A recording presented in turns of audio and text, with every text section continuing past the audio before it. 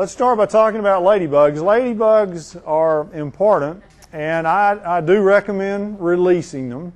And even if you make a release and most of them fly away, which won't happen if you do it correctly, I think they're really worth doing because the ladybug is the poster child for beneficial insects.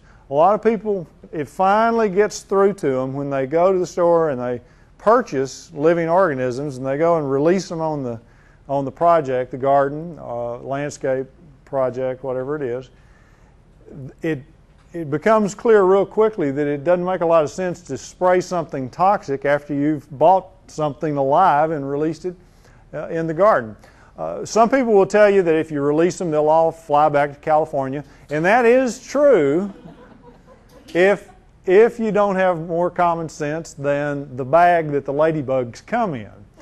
And some of the people that are my critics that say that that's going to be the case, they actually did some university research where they went out in the middle of an agricultural field in the middle of the day, full sun, and released them, and they flew straight up and headed west back to California. That's what they're going to do. The way you release ladybugs is what Logan is doing here, is early in the morning or late in the evening at dusk when there's some moisture available, and if there's not, spray. If you add a little molasses in the spray, it works even better. And then you release the ladybugs right on the plants that are infested with aphids. Now that's a key point, because if there are no aphids or other insects, you didn't need to waste your money spending it to buy a bag of ladybugs. It's just like pesticides. You know, you use them if there's a problem. They'll hang around if you're not spraying things that are toxic, and that includes, and that's one of the reasons why I've changed my mind completely about pyrethrum. Pyrethrum is no longer acceptable to me. And it's confusing to folks because in my early books I said it's an organic pesticide and it's okay. But pyrethrum is deadly to the insects and also to vertebrates. It's a neurotoxin, which means that it'll affect birds and lizards and frogs and toads and cats and dogs and you and me. So pyrethrum is no longer on the acceptable list.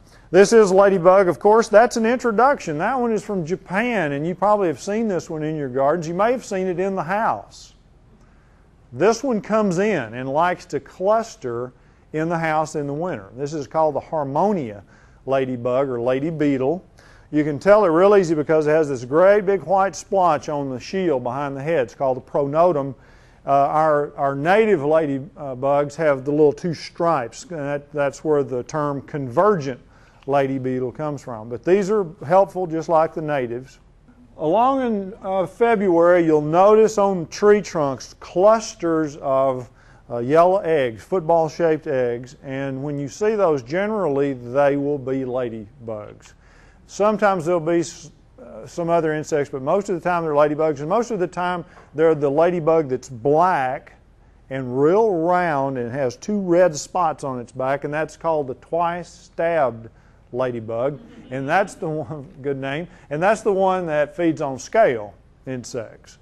And so again, if we're spraying even an organic spray like mineral oil in the winter, and you've been organic for a while and developed good biodiversity in your garden, you're going to be doing a lot of damage because that mineral oil, the winter sprays, the horticultural oils, any of those things will kill the eggs of your beneficials. So once you have healthy conditions, I don't recommend spraying those things in the winter.